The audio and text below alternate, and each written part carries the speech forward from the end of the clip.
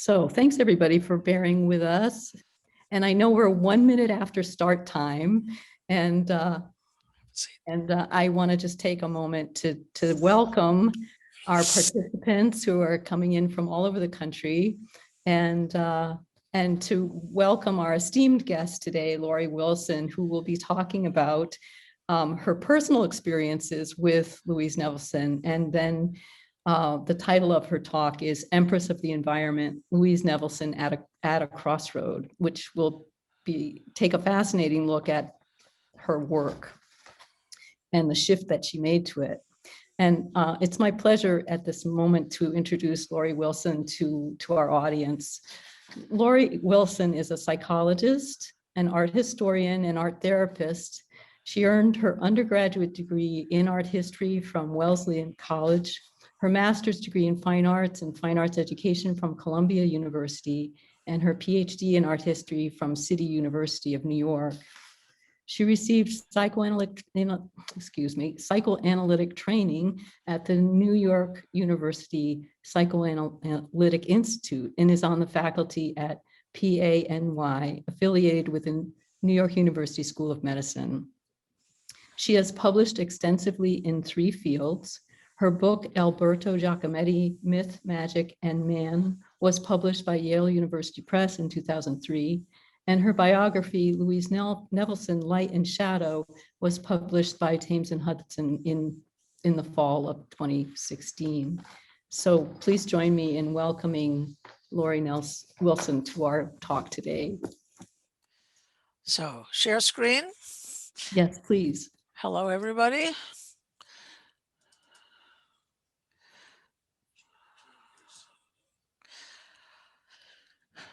Okay, so please note her birth date, which is absolutely uncertain. She told me it was 2000, and she told other people it was 1899. She and her family actually didn't know because the birth records were lost in Russia, where she was born. But if you think of her as being born in 1900, then it's easy. I'm sorry, not 2000, 1900. It's easy as we look through her history, just figure this is the cover of the book, but let me get to this. In the 1950s, she was in her 50s, and that makes everything simpler. And what you see is a middle-aged woman carrying wood around, because that's time she was working entirely in wood sculpture, and she was moderately successful. This is a moment in which she became much more successful than she had been.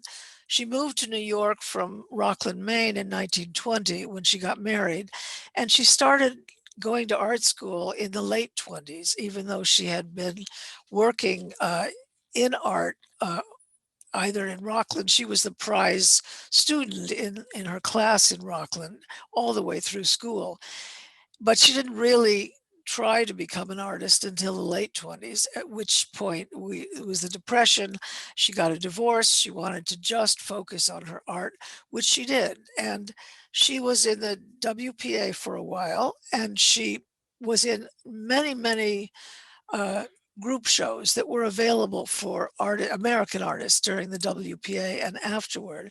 She had her first one-person show in the 40s, and she had a series of one-person shows until her dealer died, and then she had no one-person shows until she found a new dealer in the 50s. I'm jumping forward because I want us to get to 1966, when the work, which is a promised gift to the Farnsworth, is the main thing we're going to be looking at today. So here you see the middle-aged, not really ordinary, but sort of ordinary looking artist. You see that she had a piece in Life magazine because she had just had this show, Moon Garden +1, which was like a flare on the art world. It was the entire gallery was almost completely dark. She wanted it completely dark, but her dealer thought that was dangerous. So you didn't see the work that you're seeing now as clearly as you can see it. It was in shadow, and she loved that, and everybody else uh, was amazed that someone could do such environmental work.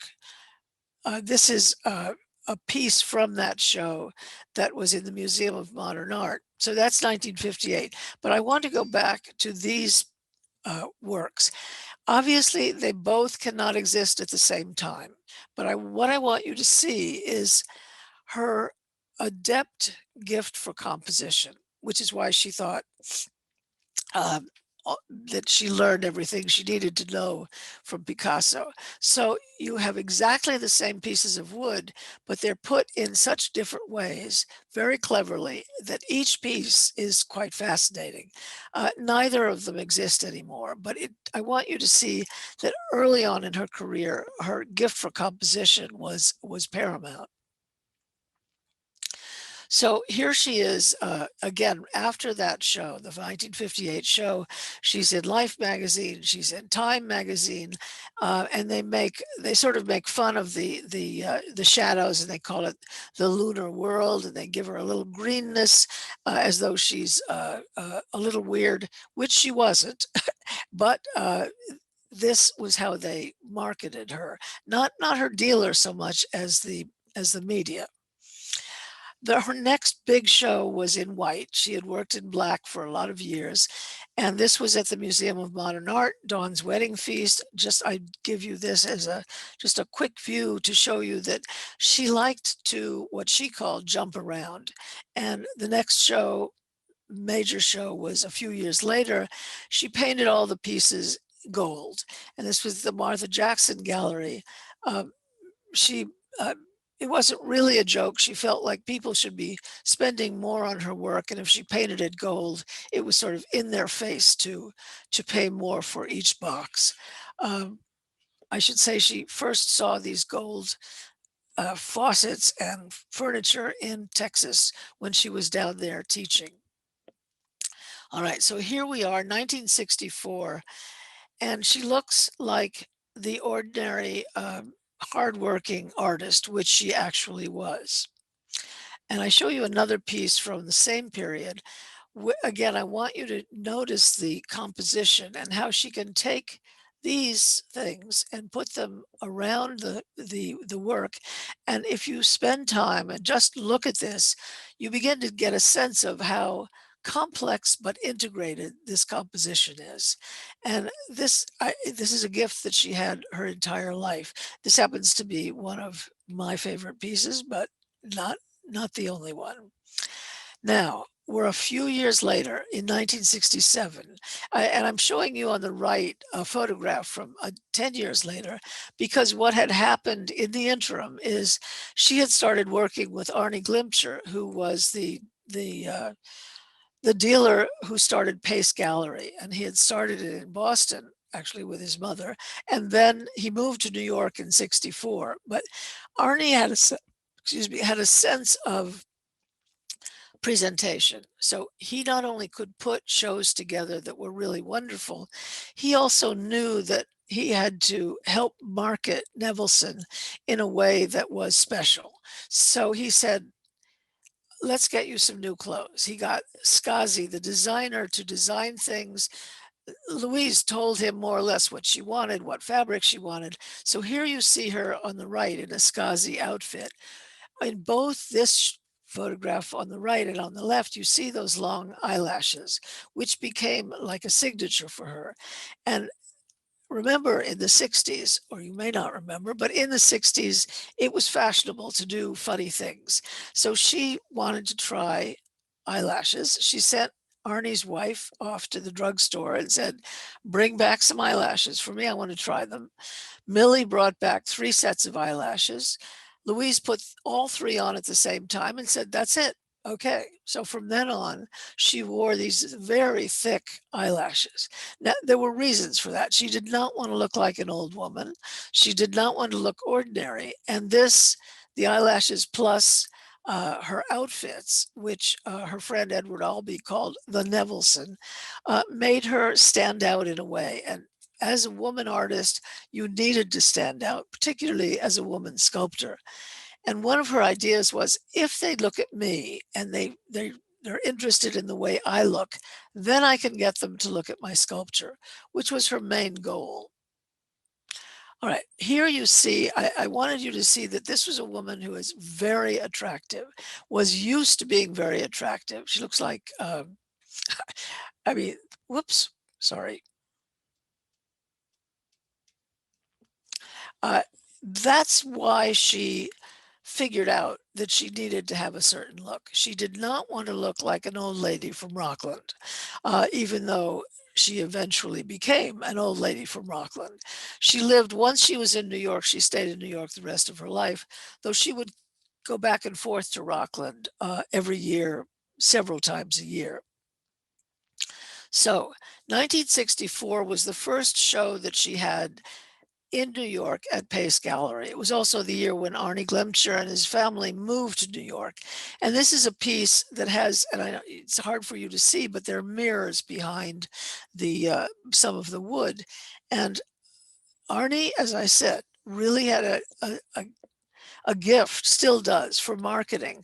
So he arranged to have Vogue magazine use the works in the show as a backdrop for the clothes. An article that came out in 1965. The other piece that was in that show was very large, Homage to 6 Million. And here's a better view of it, 1964. She had just been at Documenta in Kassel, Germany. So it was the first time that she was in Germany since the 30s. And she was aware that concentration camps were not very far away. And because Arnie was a Zionist, and he knew that Louise was Jewish, but not really religious, his mother was much more religious, and his mother and Louise became very good friends. There was a shift of focus for her on things to do with Judaism. Not that that prevented her from doing work in Christian churches, but I want you to understand why at this point in 1964 she would do a work called Homage to 6 Million. Another thing that she did at this time was to start playing with a variety of materials, not just mirror, not just wood, plexiglass, wood, and mirrors. And this is a piece where you get a sense of this woman is willing to explore and try different materials, and so she did. This is a silkscreen, and you can see again that triangular work that was the major piece from the 1964 show, and other pieces. She cut them up and cut photographs up and turned it into a silkscreen. And this was a piece that a series that she really liked making. And again, it's this combination of different materials. So here's a plastic box, and she tried putting the silkscreen images on top of it just to see what could happen. She eventually made this piece, which is a one-of-a-kind piece, and it was in David Rockefeller's office until the end of his life. And I show you the detail on the left where you can see she's taken plastic boxes, put them together. There's wood behind it, but she's playing with all of these different levels for composition. She didn't do another one like this, but she was on her way to changing the way she worked. And here's a piece again done at the same time. And if you can see, these are doors that open up. And this is an opened door. Behind it is a mirror. Mostly it's made of wood parts, but then there are these other things that she was using playfully. And now we get to the show that has the piece that is the promised gift to, this is the piece that is a promised gift to the Farnsworth. So Arnie Glemcher, I told you, had a flair for PR. So he used Versailles as the selling point for his show. And these were window boxes that closed and opened. And that was how he presented, again, this new, really new kind of work for Louise. She had worked almost primarily only in wood. She began to add the mirrors and the glass and the plastic, but with this show, she started working in metal. And again, some of that had to do with Arnie taking her up to a metal working place where she started working and worked to the end of her life. But some of it had to do with the mid-60s was a time when large sculpture was being placed in cities all over the country. So these pieces, which were all called environment, and you see again Arnie's flair. He's got green astroturf in the gallery, and there you can see that these three works are being shown in what is supposedly an outdoor environment. Now, frankly, I went to this show. I was a young uh, art student in the '60s, and I thought, this is outrageous. Her work in wood is wonderful. What is she doing this for? Why is she doing these sort of mechanical metal pieces? I didn't get it at the time. Needless to say, I have learned otherwise. But it was a shock for her to do these pieces after years and years of doing large wood sculpture. Anyway, I want you to see from an angle how complex these compositions are, that they come out, they stick out, parts of them stick out more than others. So she knew, again, how to play with composition. This was all done in metal. And here is the piece that is soon going to come to the Farnsworth. And I'm showing you different,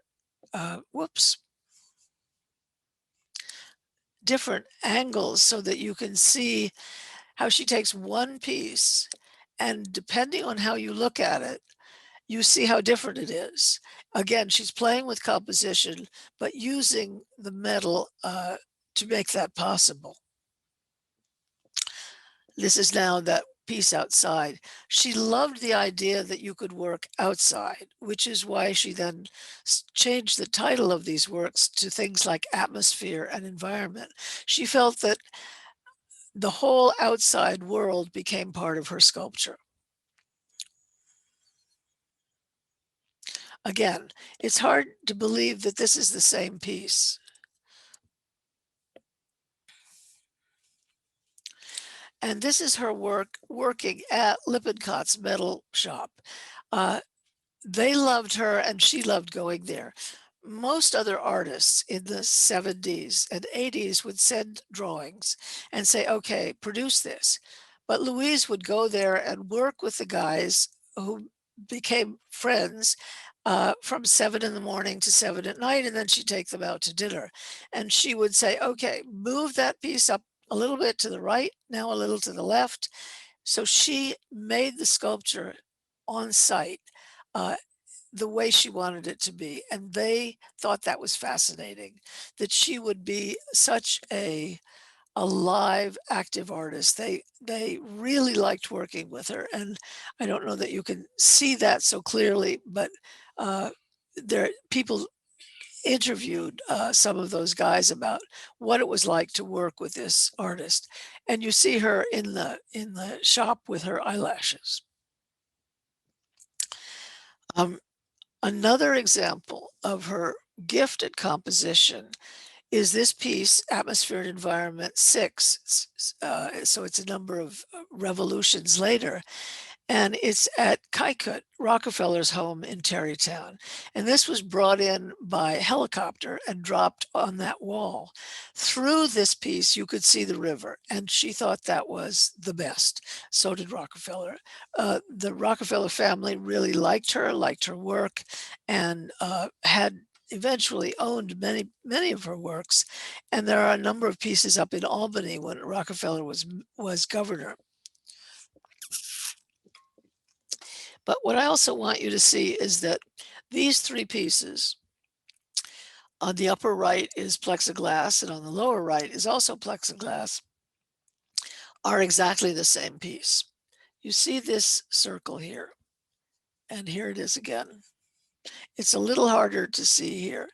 She took this piece and she played with it by putting it in different materials, by having it in a completely transparent work was the plexiglass, and then by sending it over on the side, which is the one you see down here. But that you could take one work and make 3 quite different works out of it is pretty unique among sculptors in the 20th or any century.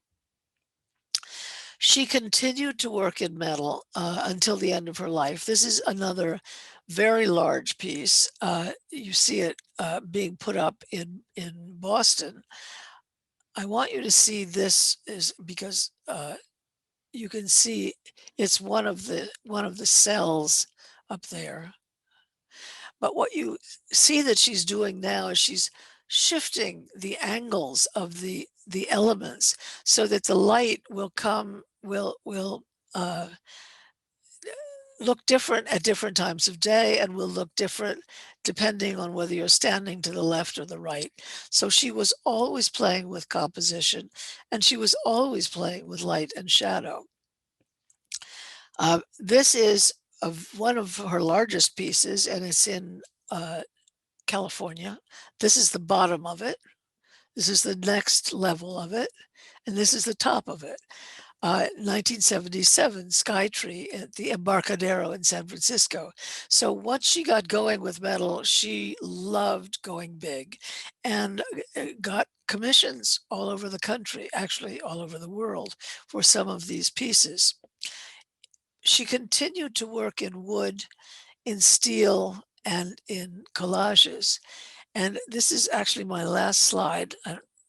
I'm way early in this, so I could go back and talk more if you want. But what you see here is on the right is a very large metal piece, one of her last, and she said things like, the arrow is pointing down to where I'm going to go. She was 86 or 87 when she made this. On the left, upper left, you see that she's now using not just black, but natural color objects. And any object that she found interesting to look at, including the dustpan and the broom, and played with them, as well as doing these large wood sculptures. Again, using pieces of furniture, using found objects, putting them together in ways that were unlike work she had done before, but always having a Nevelson stamp. So Jude, what do? I went too fast. Oh, I know. You need to know that she started working in metal in 1965, 1966. David Smith, who had been a friend, and David Smith's wife, Dorothy Daner, who was one of her best friends, David Smith died in 65. So it was as though she couldn't use metal until he was off the scene. And then she could start working in metal. Again, she would deny that that was the reason she started working in metal. And it was probably not the only reason. Arnie drove her up to Lippincotts and said, here, this is a place I think you would enjoy working. And so she did, and that became a whole story for her. Can we do Q&A starting now? Yes, of course. Yes, there are questions. This is just fascinating. So many insights, Laurie, from your personal experience, and then the historical context is just amazing. So I just want to encourage folks that have questions to put them in the Q&A, and we can certainly try to answer them. And so I'll just start right at the top of our list here. There's a question about Homage to 6 million. Does it still exist? And if so, where is it? Well, there are 2 versions of it. One of them is at a museum in Japan, and one of them is at a museum in, I want to say Massachusetts, but I'm not 100% certain. I think actually one of the slides will tell us that.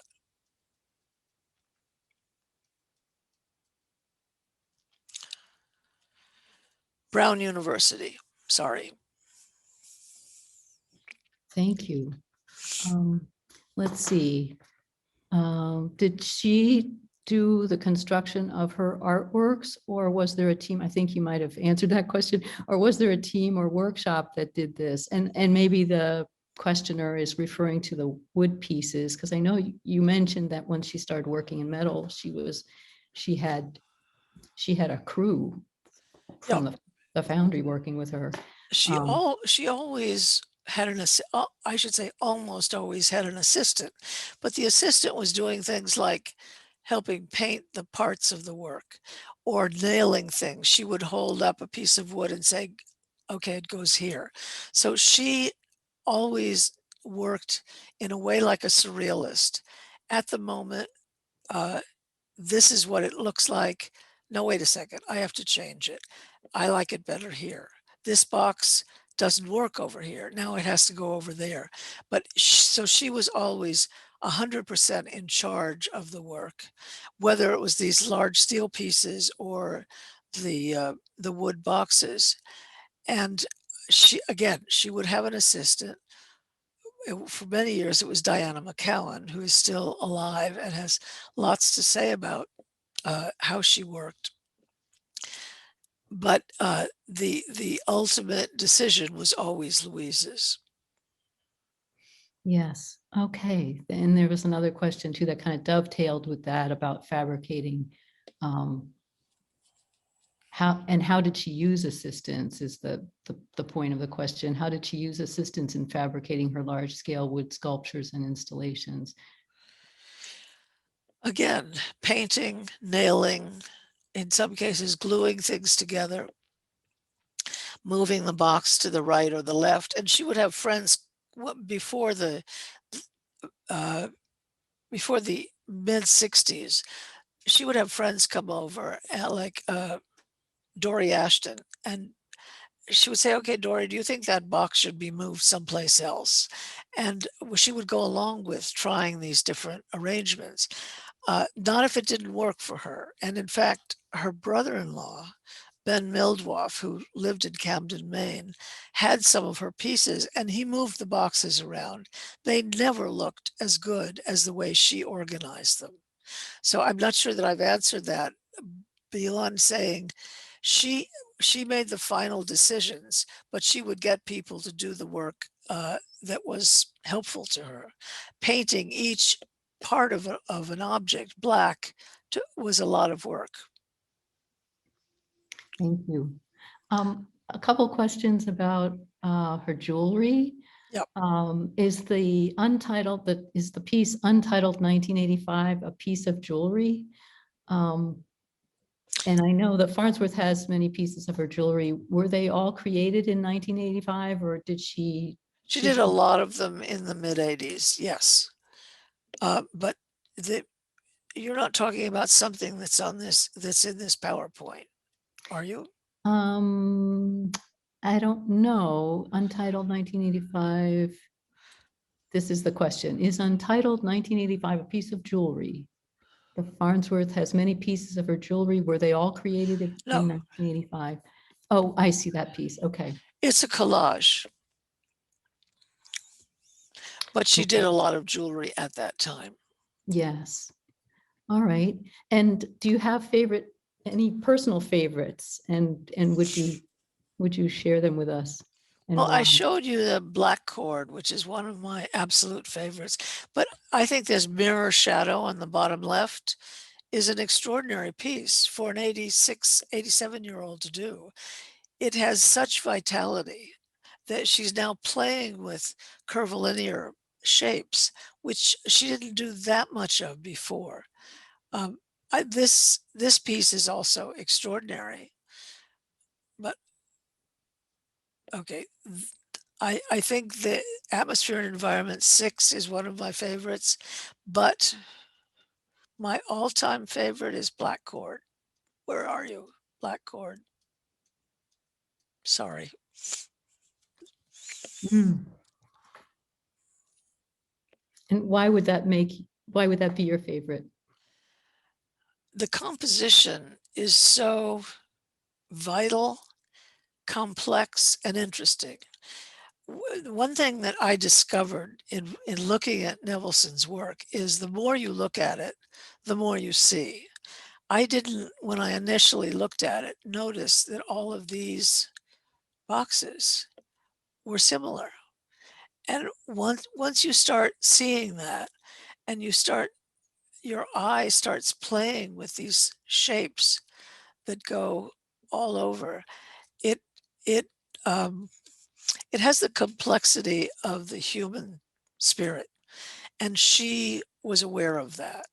I mean, she had ideas, she had spiritual ideas about the fourth dimension, and uh, I wasn't going to talk about this, but she believed that her job was to bring the cosmic harmony of the fourth dimension down to earth, and she did that with her sculpture. So she was always trying to compose in a way that she felt was akin to what she thought Picasso could do. Mm. That is a really interesting dimension of her philosophy. Does it tie in at all with why she used black? I don't think so. I think she used black because it was, at the time she started doing it, it was a little bit fashionable among artists. And once she started doing it, she saw that it gave her a uniformity for the objects, because they were just pieces of wood from sometimes from antiques, sometimes from a carpenter shop. And she wanted the different colors of the wood not to interfere with the composition she was putting together. So it worked for her. Same way white did. She said, it's not about mourning. It's not about death. Of course, she did start working in black at the time when her mother died, her father died, and her dealer died. It was in that same period in the 40s. Nevertheless, I think she had multiple reasons for using black. There's a question here about the role of painting for her. Can you talk about the role of painting? She started out as a painter. When she was in high school and middle school in Rockland, she was drawing and painting. And when she first came to New York, she studied drawing and painting. She didn't start making sculpture until the WPA, when she was introduced to it by Chaim Gross, who gave a class again in the WPA. So she learned how to work as a sculptor, but only in her 30s. Uh, Beyond that, I think once she found her way as a sculptor, she felt she was much more at home with three-dimensional work. She did make a lot of prints, which are two-dimensional, but as a painter, I think she was aware of her limits. There's a couple of questions here about her work being displayed in New York on a median strip of Park Avenue, Yes, probably in the 60s. Would you know those pieces? yes, there's a very large piece, I think it's now on 94th Street, uh, in on Park Avenue, and she was invited to do that in the 60s. It turned out to be across the street from the apartment she had lived in with her husband on Park Avenue in the good days, and the doorman recognized her from that. It's a very large piece. It was based on a work that she did in the 40s that then was blown up into a large piece. But there's also a piece called there's a whole plaza downtown, which for which she designed, I think, 13 large sculptures. So if you're in New York and you want to see her work, you by all means should go down to the Louise Nevelson Plaza, which is the first large uh, public space that was given to an artist in a city, and particularly a woman artist. Would you be able to talk about her work on the City Core skyscraper chapel in New York? Yes. She was invited to do that by Ralph Peterson, who was an extraordinarily progressive pastor for St. Luke's. What had happened was City Corps decided that they wanted to build a huge building, and they tore down everything. And one of the things they tore down was a neo-Gothic church, which Peterson had been the pastor for. He made a deal with them for $9 million that they could tear it down if they would build a new church. And so they did. And it was a time when public art was being uh, paid for, so that a certain percentage of the construction could go into public art. She was chosen fairly quickly to be the artist who would produce a chapel and the sculpture in the chapel for St. Peter's Church. And she worked on it for a long time. It was finally completed in 1977. And that she actually had a special workshop which was all white. And so she did all the works in white wood in that workshop. And they were brought to the chapel and installed. And people said, how can you have a Christian church with a Jewish artist? And her feeling was, as Peterson's feeling was, it's all one. All these religions are basically one religion, and I'm honored to be able to do this. I consider this a universal statement, not just a Lutheran statement or a Jewish statement. And in fact, while they were building the church and the chapel, some of the works were put in the central synagogue, which was a block away, and they would alternate having ceremonies in the synagogue or in the church. They're now in the process of restoring the works because it's a long time ago, but gradually they're being restored, and the chapel will look fantastic once that happens. Thank you. That was really tied together well because we did have a question, another question kind of that dovetailed with that. Would you be able to say more about what major museums hold her works? And has she sold at auction in recent years? I want to stay with the chapel for a minute Of because course. the Farnsworth has three columns that come from the chapel. And of course, they relate to the Trinity.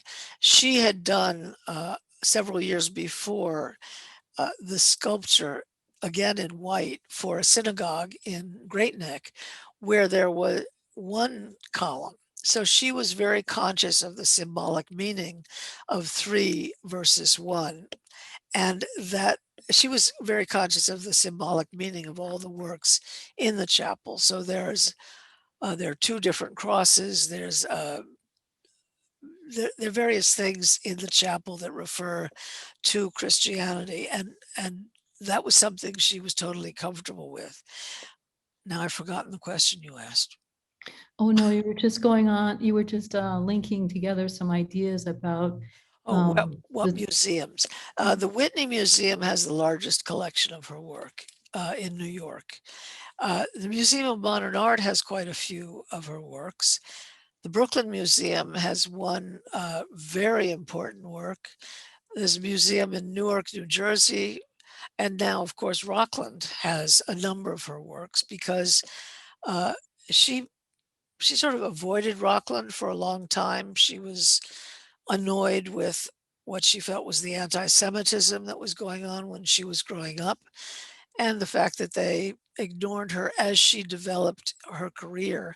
But then she became very enthusiastic about Rockland, which became enthusiastic about her, and she gave quite a few works to the Farnsworth because of that.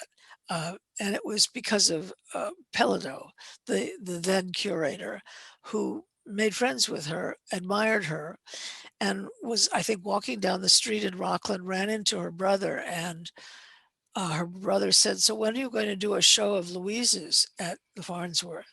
And that got things going in the 70s. And then in 1979, she had a huge show at the Farnsworth and began to give the Farnsworth a lot of works, and sort of made peace with Rockland.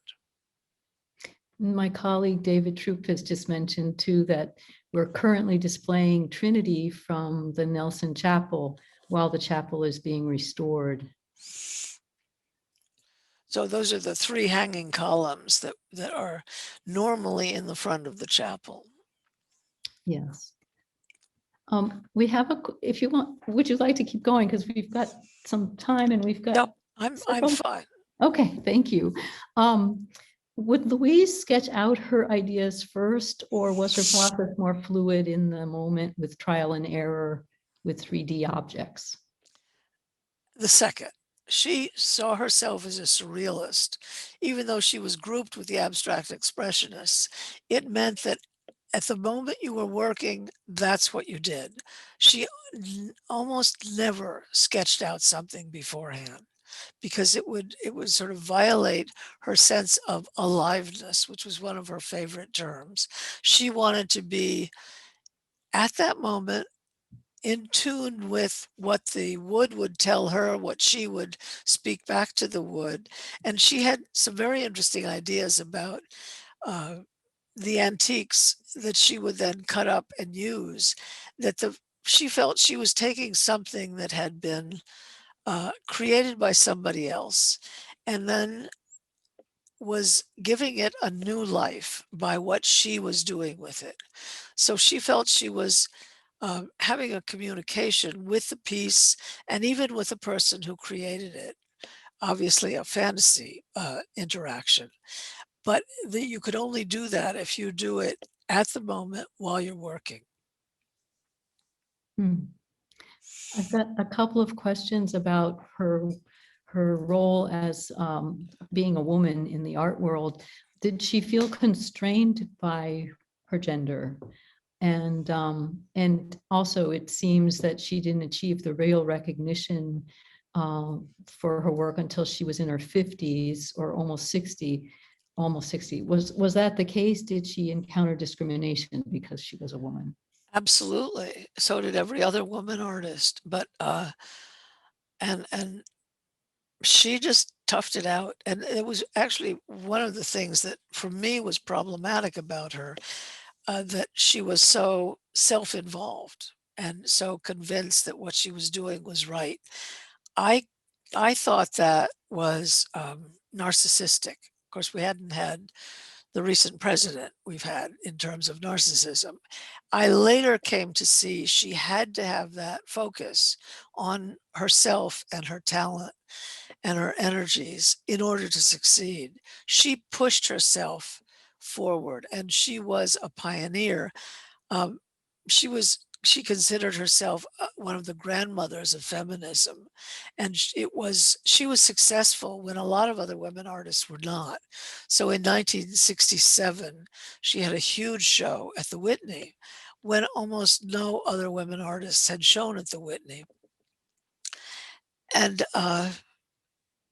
she wasn't she wasn't embarrassed about being a woman. She felt, as a woman, I do different things with the art, different things with the wood than men would do, and that's fine. That's part of my gift.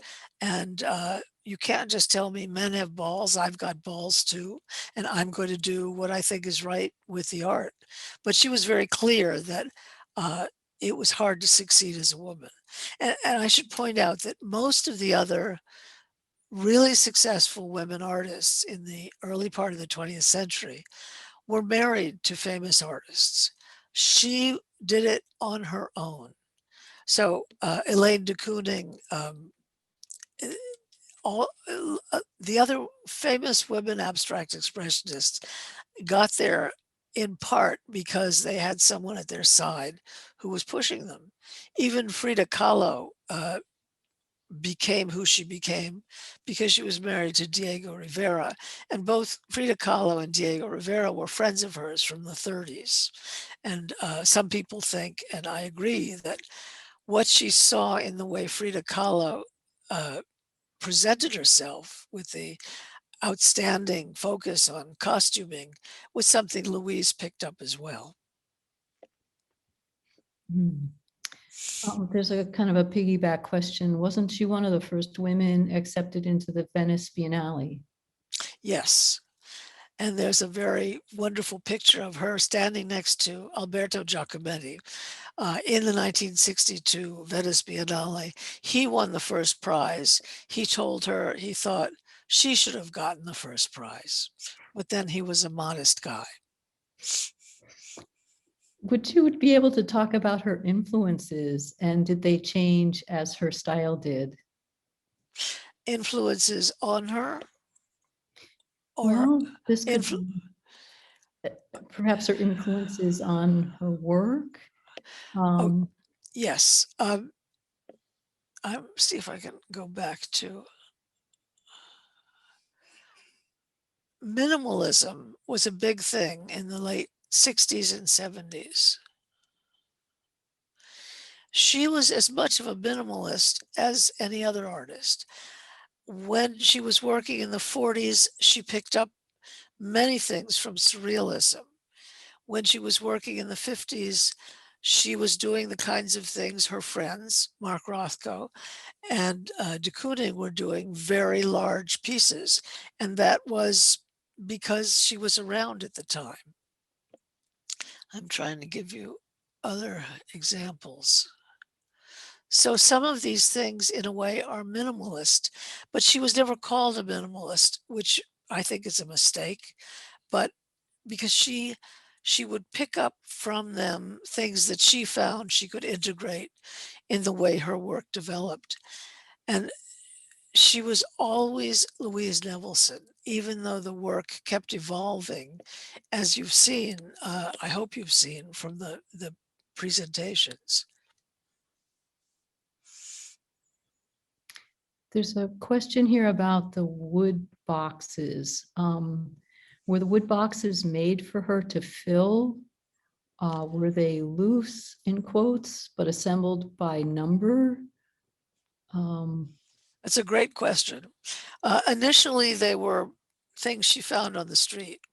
They were sometimes rug boxes, sometimes liquor boxes, milk carton boxes when those were in wood. And that's what she used in the whole early period. By the 60s, her son, Mike Nevelson, began to make boxes for her, all the same size. So her work changed in the sense that if the boxes are all the same size, let's see.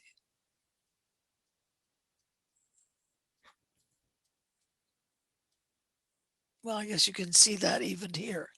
The boxes are all the same size, and she just put them together differently.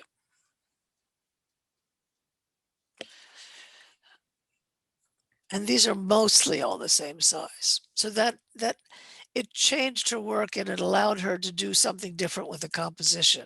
Before that, the different size boxes were put together in ways, and you can see the different size boxes on over here. Here, they're more or less the same size. Here, they're clearly different size boxes.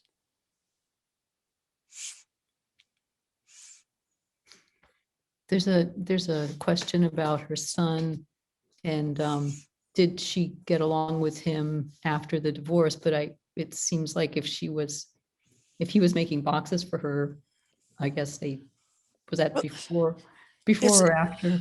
It's a complicated history because he never entirely forgave her for leaving to go to Germany to study with Hans Hofmann when he was 9. And she stayed away for quite a long time. When she came back, obviously she spent a lot of time with him. She had sent him up to Rockland, Maine to be with her parents. And actually her mother was sort of astonishingly advanced as a woman in the 20s and 30s and said, Louise, you're unhappy in your marriage. Go to Germany, study. We'll take care of Mike for you. And so Mike grew up partly in Rockland, Maine, and partly with her in New York. They had an up and down relationship. Sometimes they were very close, and sometimes there was greater distance. Uh, in the 60s, they were very close because he was able to be helpful to her. And for the first time, she was earning enough money that she could give him money. Because before that, even in the war, when he was in the Merchant Marines, he was sending her money every month, uh, which is everybody in her family was sending her money to allow her to survive. But by the 60s, she was making money, and then she started supporting him so that he could make sculpture. And that continued going forward until the 80s, well, actually the 70s and 80s, when Arnie Glimpscher became sort of like a second son for her. And she spent more time with Arnie than she did with her son. And he resented that. But in the end, she left him everything. So there was as I said, an up and down relationship. This kind of weaves into the next question. You're both an art historian and psychologist. How has your study in the latter affected your understanding of Louise's work? Well, I'm actually not a psychologist, I'm a psychoanalyst, which is slightly different. It had a huge effect because when I was writing my dissertation on her in the 70s, I wanted to understand why she did the work she did, why the titles were what they were, what meaning, what psychological meaning they had for her. And when I first wrote that up, she was not too happy about that because, like most artists, please don't discuss the meaning of my work. Just look at it, understand it, appreciate it, and let's put aside all that meaning stuff. And in fact, I wrote the 5 catalog essays for a show in 1980 at the Whitney, and they were related to the the titles and the iconography of her work. She censored them, so I had to write 5 new essays for the catalog because they were too much about her psychology. But for me, there's no question that once you understand things psychologically, you can't not understand them that way. When I first was working on her in the 70s, I was focused largely on the iconography. What's the meaning of Moon Garden +1 or Dawn's Wedding Feast? By the time I came back to work on her much later in the 2000s, I was interested in something entirely different because she had lived her entire life. So I had a chance to look at what kind of a human being she was, and not just the iconography of each individual piece, but what the production of the work meant for her and how important it was for her to have people be able to see it. Did she have a personal relationship with Picasso? No, when she was in Paris in the 30s, she was too shy to go over. I mean, she knew that he was around, but she was too shy to go over and say hello to him. How about Robert Indiana? An attendee wants to know, did she know him? Did she have a friendship with him? They were friends from the times that he had a studio very close to hers in Soho. And they continued to be friends, particularly once he moved up to Maine. Each time she came to Maine, once he was there, they would get together. So they were quite good friends. In fact, I interviewed him when I was working on the book, and his view of her I thought was remarkably inaccurate. He thought she was a wealthy divorcee. She wasn't, because when she left her husband, she took no alimony. She had no money. She was supported by her brother and her sisters. Uh, and but she knew how to dress. So, I mean, you could tell from the images I've shown that she loved looking a certain way. I think I left out a slide, which I have to go back to. Sorry.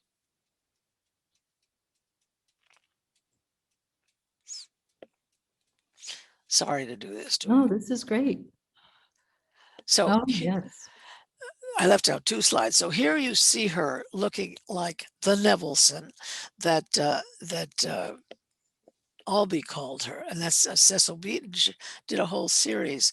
But I wanted to show you this because it's from, on the left, you see her at the big show that at the Farnsworth in '79, and there she is looking like Louise Nevelson, not looking like the elderly woman on the right, which she did not want to look like. She did not want to be an old lady from Rockland. And I always found that a kind of amusing composition. I mean, here you see her on the right. She's 83 or 84. We don't know exactly. She doesn't look like your average 83 or 84-year-old. I don't know if I've answered that question Well, correctly. well, that's okay. I mean, we went from Indiana full circle, you know. I mean, she had a style and it served her. There is another question though about a work, expanding reflection. Yep. It looks like very small pieces constructed together. Did she do other works with small pieces? Sometimes, yeah, she did a whole series of zags. I mean, she would start working with someone. Diana McCowan came from a musical family, and her father was a cellist, and he would come to New York to visit Diana and Louise, and would go and get pieces for instruments. And Louise liked the shape and the look of those pieces, and then she would do a whole series with a lot of pieces of musical instruments. And she did some works with very small pieces at night in the evening. So they would, yeah, the answer is yes, she did a lot of works with small pieces. Again, as I said she liked to jump around. So she liked to work with very large or very small. All of it was interesting to her, as long as it had aliveness. Let's see. There's still a couple of questions here. Can we just finish these up? Would that be all right? There's just a few. It's fine with me. Okay, thank you. I think this is just really fascinating. Is there any relationship between Louise Nevelson and Bernard Langley, who did wood construction and was in New York City in the 1950s and 60s? Not so much. The thing that I remember was she got really angry because his work was destroyed or moved or something, and she defended him for having done that. But I don't think they were that close. I mean, they were 2 artists who were working, 2 main artists who knew each other, but he was not a principal figure in her life. How about her studio on Spring Street in New York? Does it still exist? No, unfortunately. Several people tried to have it turned into a museum.